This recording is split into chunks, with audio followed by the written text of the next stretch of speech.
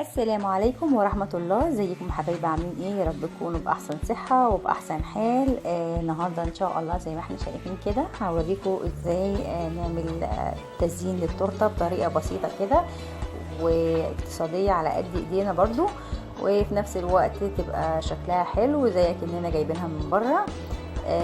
يا رب التورتايه تعجبكم وطريقة التزيين تعجبكم.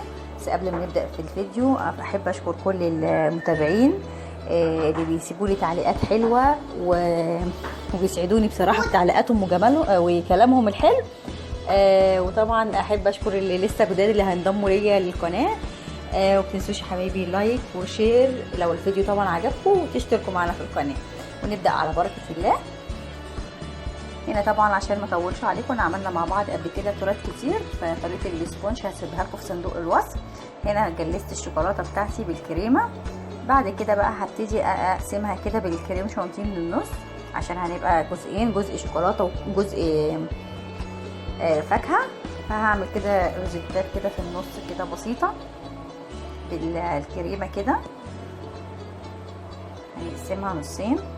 طبعا هنا التورتايه بتاعتي هي كلها من جوه شوكولاته، يعني مش نص ابيض ونص شوكولاته، لا هي كلها من جوه شوكولاته.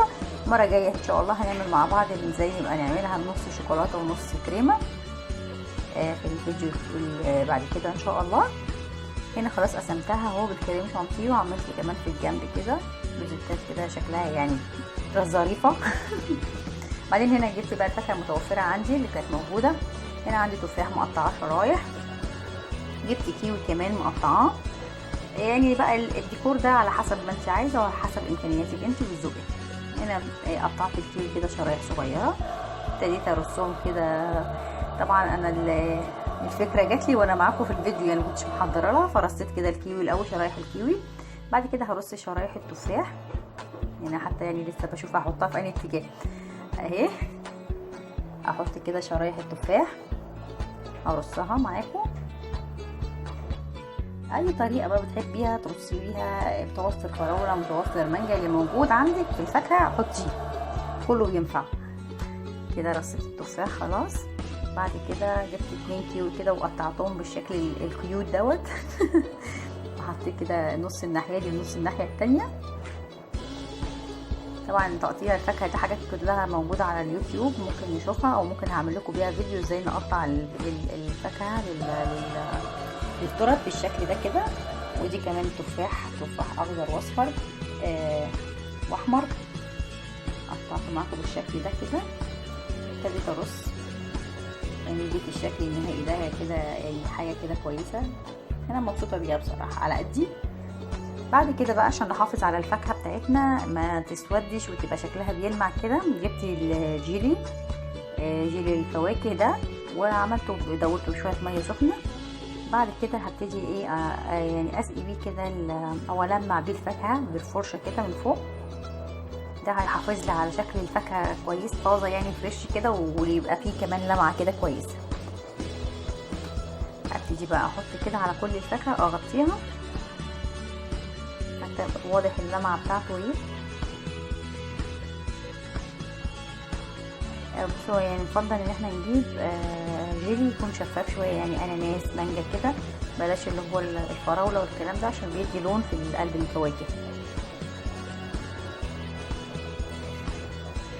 بعد كده بقى احطها شويه في الفريزر في الثلاجه سوري تتجمد شويه عشان الكريمه ما تبقاش تسيح مني وانا بحط الشوكولاته. ده جناش الشوكولاته، انا كنت عملت الفيديو ونزلته معاكم قبل كده. هبتدي بقى اغطي بيه النص التاني كده بتاع التورته بمعلقه كده او بكيس على حسب المتوفر.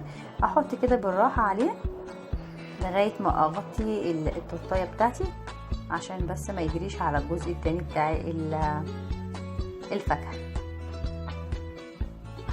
اغطي كده بالراحه.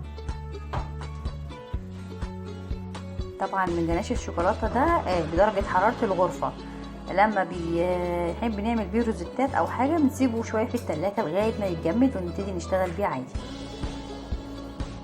لكن ده كده سايل شويه عشان نقدر نغطي بيه التورتايه بتاعتنا، نغلفها كده.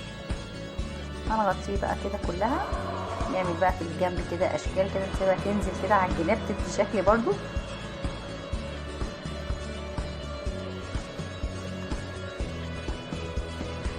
كده بالشكل ده.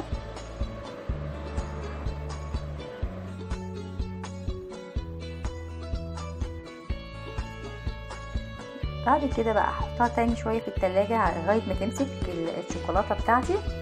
وانا بقى حبيت اكتب لنفسي كل سنه وانت طيبه، بما ان كانت التورتايه بتاعت عيد ميلادي فحاولت اكتب بالكريمه كده، كانت بتقطع مني عشان كانت تقيله شويه، اكتب هابي بيرث داي، بس الحمد لله كتبت يعني في الاخر يعني. اي طبعا كان المفروض اخفف الكريمه شويه عشان اقدر اكتب بيها.